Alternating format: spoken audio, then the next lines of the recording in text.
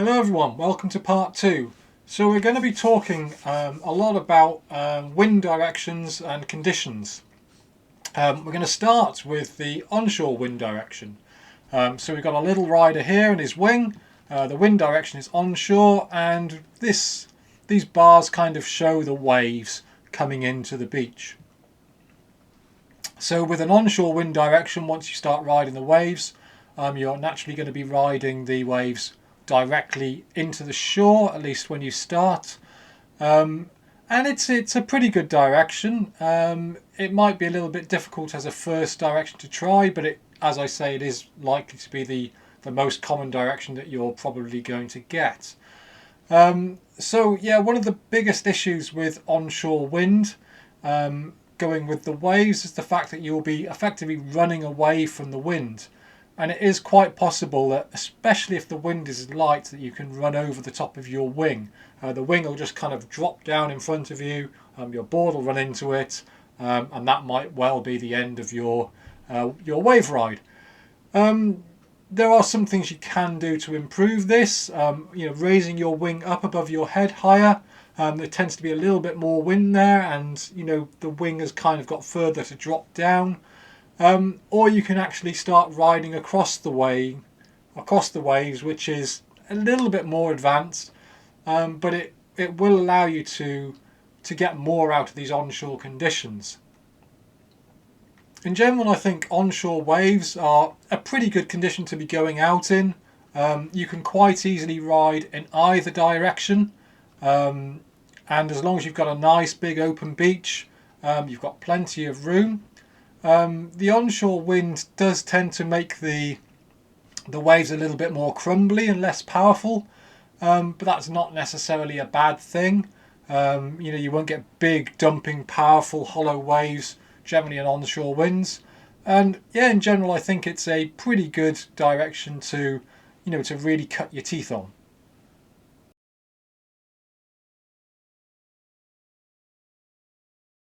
So here we have the cross-shore wind direction. Again, you're riding the waves largely into the beach, especially if you're riding straight away from them. You've got your wing downwind of you.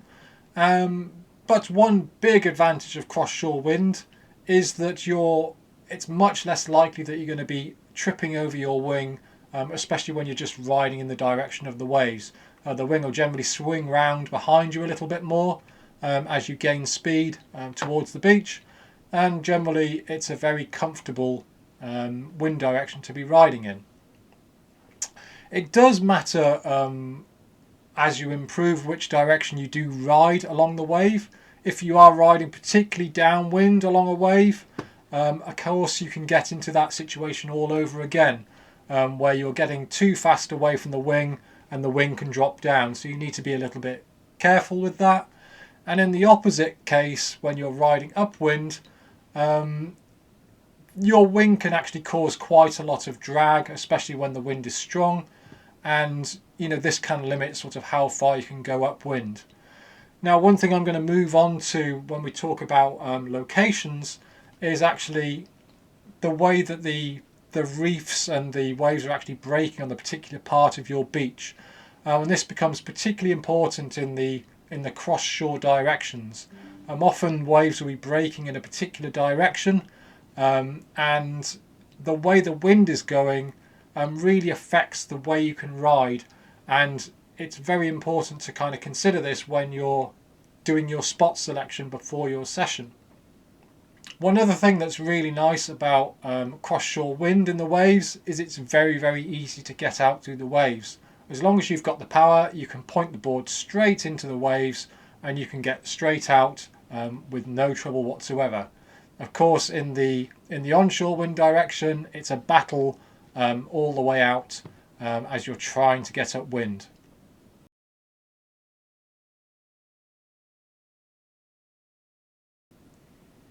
And finally, let's look at offshore winds. Now, offshore winds are a great bit of fun, but they are certainly quite challenging. So here we have our wing downwind of us as usual. We're riding towards the beach with the waves. One thing that you'll notice straight away is you're riding straight into the wind. so your wing will actually cause quite a bit of drag, and this can mean that it's that bit more difficult to stay on the wave, especially if the wind is strong. This can also mean that you need to ride the more critical parts of the wave closer to where it's breaking in order to get sufficient power to beat the wind. One big advantage of offshore winds, very much like the onshore winds, is that you can very easily ride in any direction, up or down. It doesn't really matter with offshore winds, just like onshore winds. There's no real restriction there, and you're very free in which direction you ride, which I think is great. One other thing that I probably should mention about offshore wind as well is it can be very, very difficult to get your kit out past the breaking waves. Generally in offshore winds the waves are that much steeper and more dumpy. The wind tends to hold the waves up and then they come crashing down. They tend to be that much more hollow.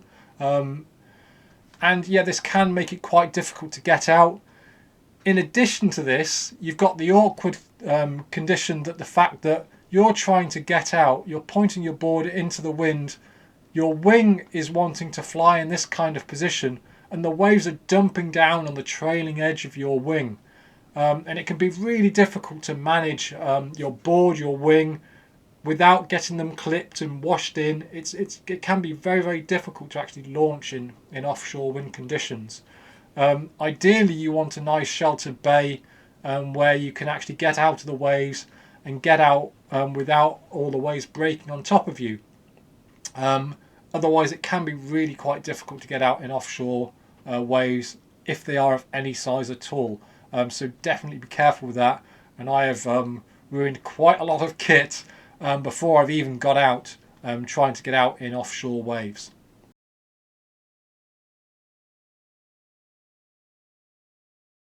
So moving on, let's talk about beach selection. So here I have an image of a beach, a satellite image. You can see that there are no rocks here. It's very wide open. There's no hazards, which is great.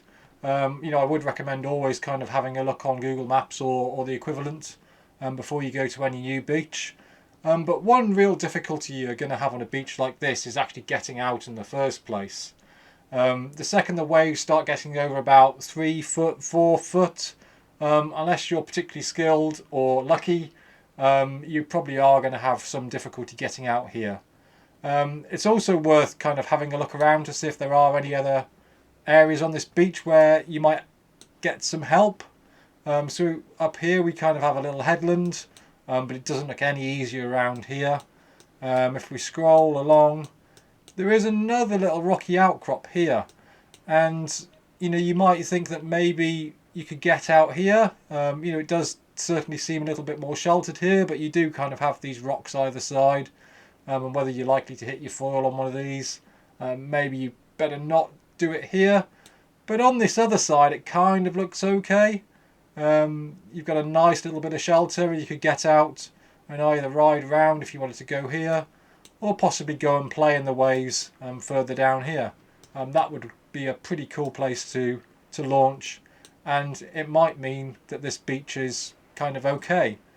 The waves don't look particularly big when this satellite image was taken. It may be quite a bit different. If the waves are much, much bigger, the waves might be breaking fully over this reef here and just kind of crashing through here. So it might not give you much shelter. But certainly on a day like when this satellite image was taken, it looks like it is potentially doable to kind of get out here in this kind of wave direction.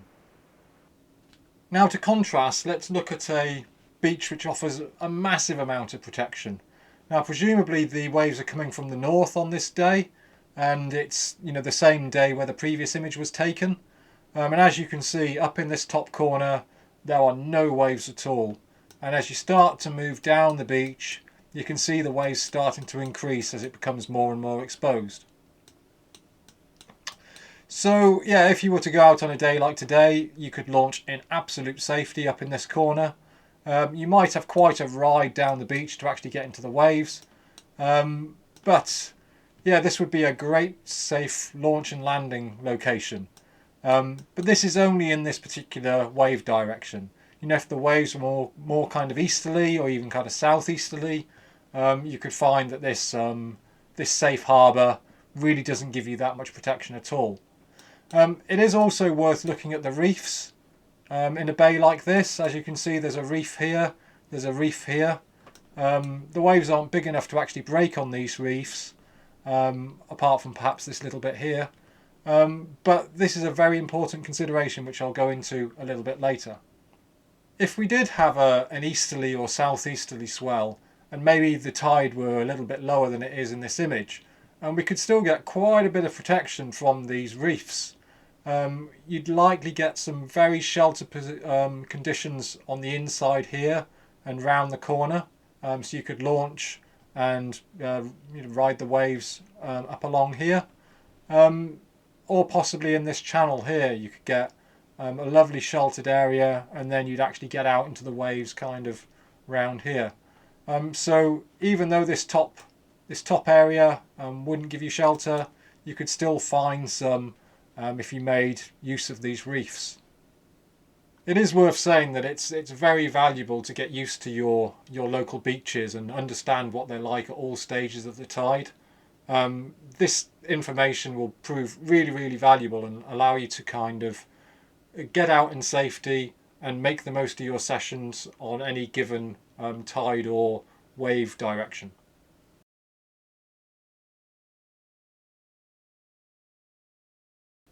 For those of you who aren't super familiar with waves, I'll just go through how they work ever so quickly. So they start off with a swell sort of out at sea. These tend to be pretty fast moving and really hard to catch on a foil. But as they get closer to the beach, they slow down. This is largely due to the fact that the water gets shallower. And as the water gets shallower, as I say, they slow down, and this can actually cause them to bend. And generally you can have a wave that might be coming, say, 45 degrees to the beach, but because the nearer parts of the wave will be going slower than the parts which are further out, the wave will bend to face more directly into the beach. It'll never go truly parallel to the beach, but it will be there'll be quite a difference between the direction the wave's travelling out at sea and the direction that the wave travels as it hits the beach. Also, when the waves hit shallower water, they'll start to heap up and break. So when the wave hits a water depth that's just a little bit more than the actual height of the swell, this will start to occur. Knowing this, you might think that if a particular wave broke at a particular point on a beach, you could sit there and expect every other wave to break at that exact same point. This isn't actually the case, because waves come in sets of different heights. So the waves themselves will break at different distances from the beach due to that difference in their height. Also, the actual directions of the waves will alter slightly as well. And also the actual water that's previously broken interacts with the breaking water, and this changes it all as well. There's quite a lot of change there, so you've always got to be on your guard and keep an eye on the water and really pay attention to it.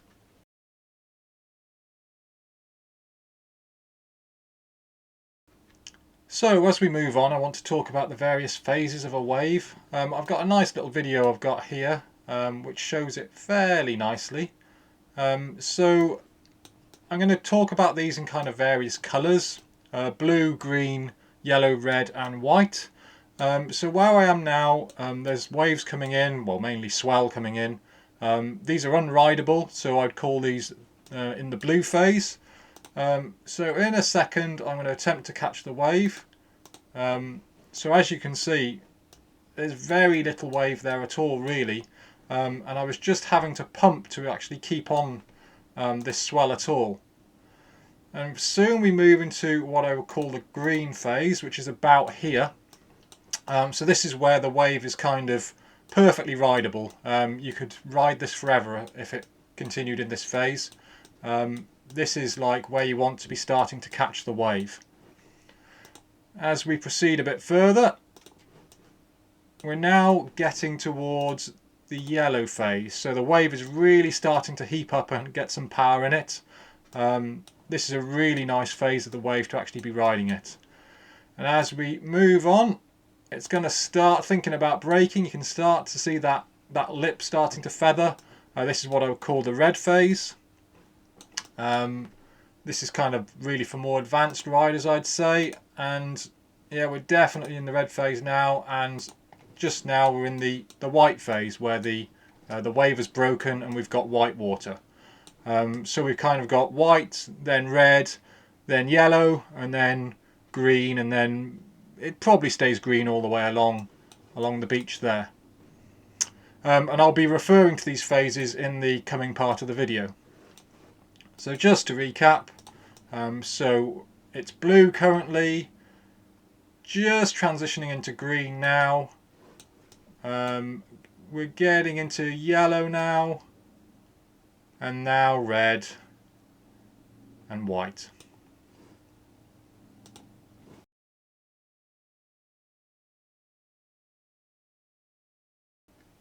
So to start with, let's look at a very straightforward beach. It's got a sandy bottom, there's no reefs, it's just very, very wide open and simple in a way.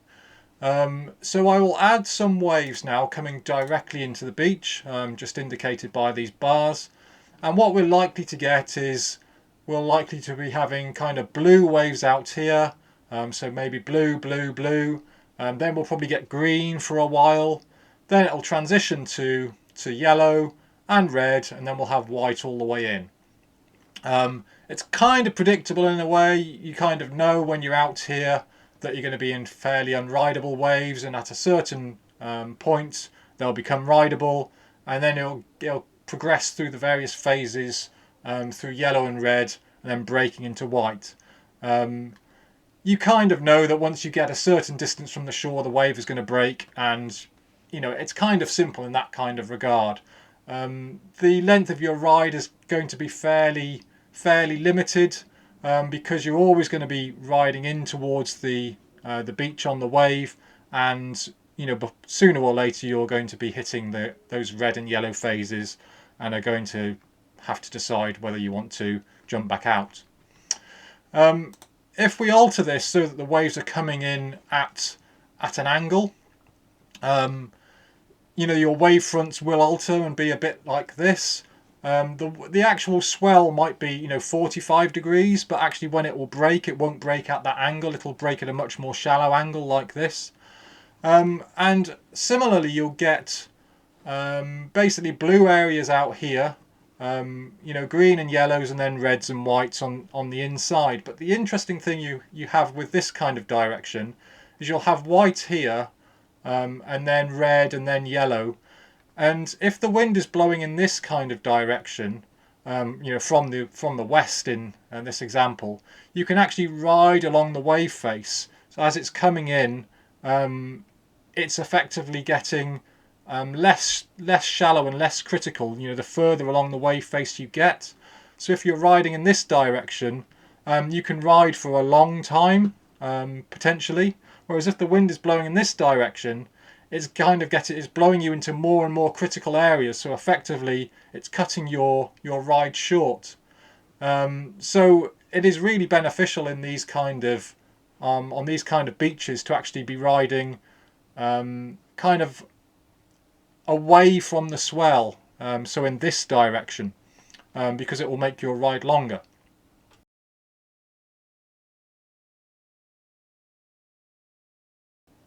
Moving on, let's look at something slightly different. So again, it's a sandy beach, but we have this this area of shallower water here. And when I add the waves on, as we've got here, you know, we're likely to get the blues and the greens. And as it starts to get close to this shallower water, you know, we'll progress into yellows and reds. It may or may not break and go into whites, depending on how shallow the water is. But what you might get is it'll reform afterwards, and you'll possibly go back into green and then yellow, then reds and then whites again. These kind of beaches can be really, really nice, especially if it doesn't actually break on this sandbar at all.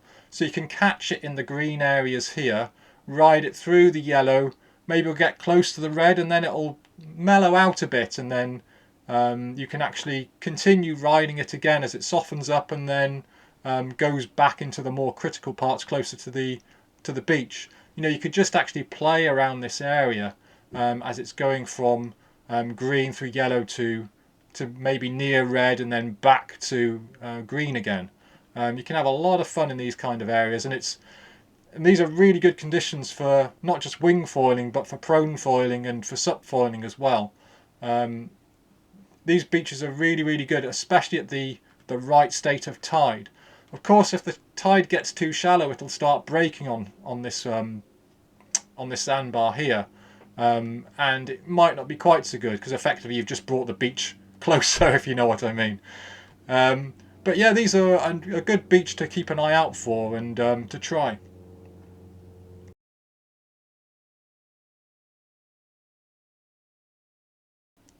Now let's look at a reef break. We've got a very obvious reef in the middle of the beach here. Let's add the waves, and what we're going to have is kind of either side, it's going to break in a very sort of similar fashion to the original beach, the wide open beach. So greens, yellows, reds, and then whites. In the centre, it's just going to do that much further out, and then possibly we're going to have white water, perhaps all the way over this area here. It is a little bit interesting kind of on the edge here where we've got basically shallow water meeting deep. So we're likely going to have white water meeting, perhaps even swell here. So there might be a little shoulder, but it's probably not that rideable. It is a little bit more interesting when we change the swell direction though. So again, we're going to be getting the waves going from green through yellow through red and then breaking in this direction. Probably lots of white water over here. It's a little bit interesting over here, for example, or perhaps more in this kind of area. You could be riding along a wave. It's very quickly going to get much steeper and dump on this reef here, which can be quite dangerous. If the wind is blowing in this direction, often it's going to be pushing you in this direction. It might be kind of difficult to ride back in this direction into safety. So yeah, I'd generally be a bit cautious about riding in these kind of conditions, especially when the wind is blowing in this direction. On the other side of the reef, we've kind of got the opposite effect. So it's likely that it's going to be quite sheltered in this area here, with the reef giving quite a bit of protection. And then you'll kind of get waves kind of building up in strength as you get further out. There might be some really nice little shoulders that you can ride along here and ride into kind of safer areas as you ride along. It could be really, really quite nice on this side, especially with all the shelter for launching and landing you're going to have in this area.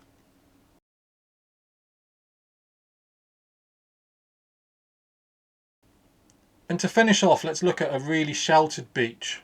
So we've got a lovely rocky outcrop to the north here, which is going to give some lovely shelter conditions, especially in this corner here.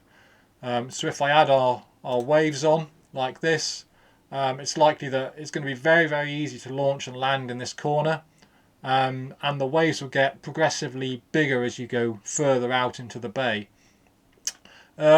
Depending on how high this rocky outcrop is, there might be a wind shadow, so that's something you definitely need to consider. But this is a great beach for progressing your riding in. Now, even if the waves are in this direction or even more northerly, it is likely that they're still going to be coming into the beach at this kind of direction. So you're going to have very small, perhaps non-existent waves really close up here. And they're going to be getting bigger and bigger and bigger and more challenging the further out you get. There's also the benefit that these are slightly angled away from the beach. You're going to get really nice long rides as you ride along, as you're getting further and further away from the beach as you progress. This is a cracking setup for learning and progressing, and if you've got a beach like this nearby, I definitely recommend trying it out, especially in those bigger days where you've got some big swells and you really want to get out in relative safety. Obviously you've got to calibrate kind of how far you go out along.